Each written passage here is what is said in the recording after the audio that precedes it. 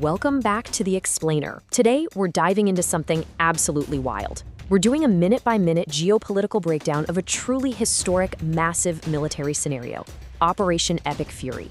We're going to look at the opening 12 hours of a conflict that literally shifted the balance of power in the Middle East overnight. If you appreciate a focused, structured look at complex events, just getting straight to the facts and the data, well, you're in exactly the right place. Let's get right into it. Okay, picture this timeline. It's February 28th, 2026. The exact time is 1:15 in the morning. Most of the world is fast asleep, right?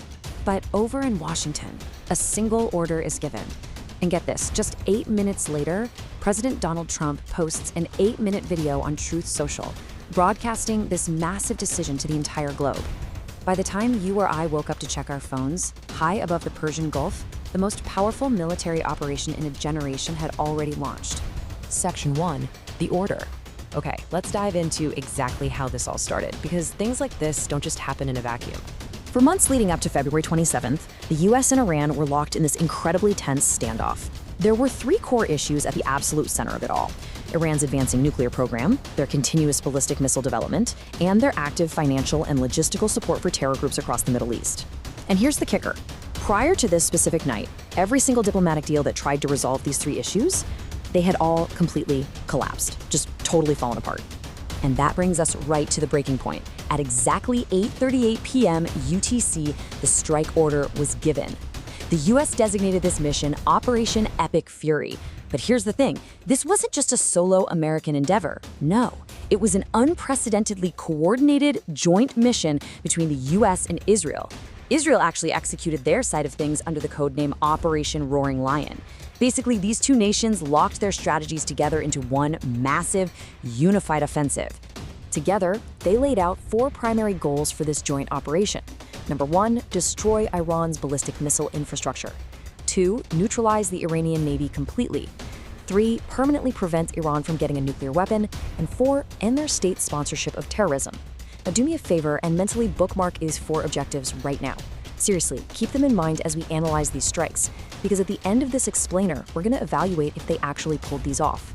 Section 2, the opening strike.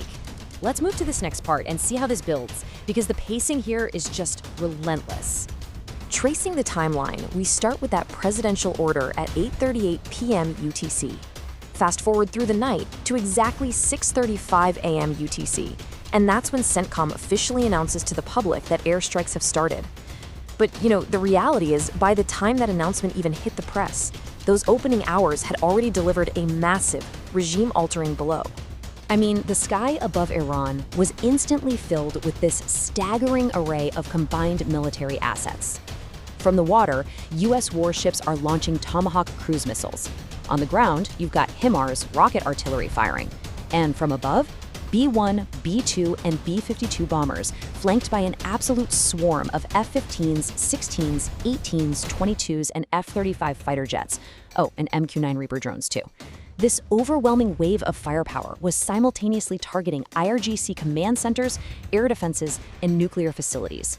But amidst all those targets across the country, there was one that superseded all the rest: Ali Khamenei, the supreme leader of Iran since 1989.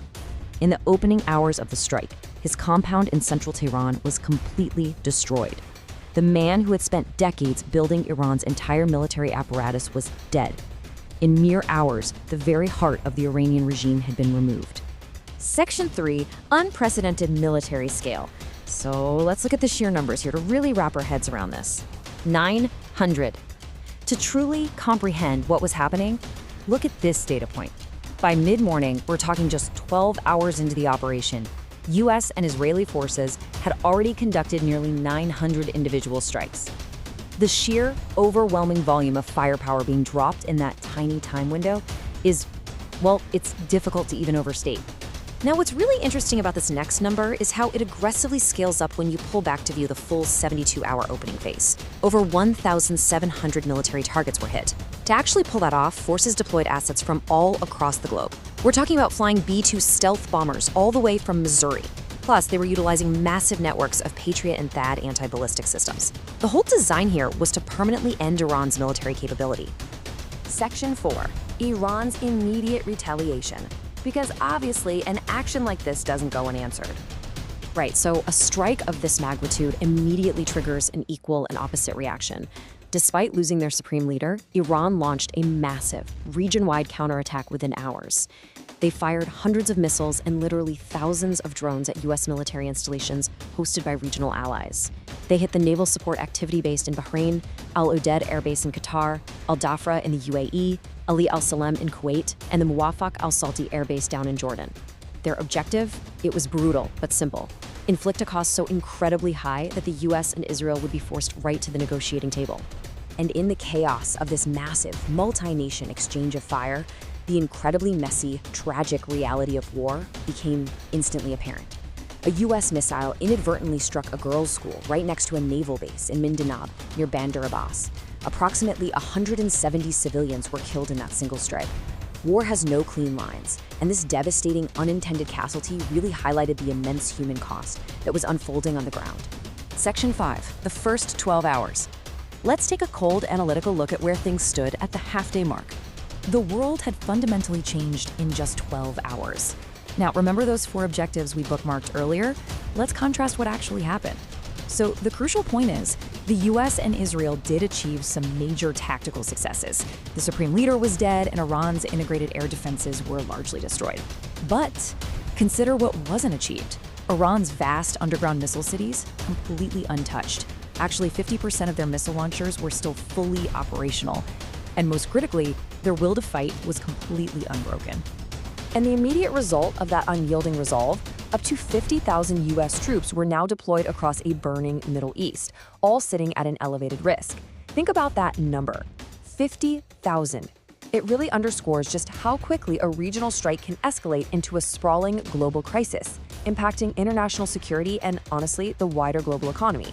A ceasefire wouldn't even come until April, and the conflict wouldn't officially end until May 5th, 2026. Which leaves us with this final thought. You've seen the incredible scale of the initial strikes, the devastating retaliation, and the messy, chaotic reality of the immediate aftermath. So, weighing those initial objectives against the cold, hard facts on the ground, did Operation Epic Fury actually achieve its 4 primary goals? I'm gonna let you think critically about that one, because this was just the beginning. In our next explainer, we're going to explore the massive economic fallout when Iran retaliated by blocking the Strait of Hormuz. Thank you so much for joining me for this deep dive. Keep questioning and keep learning.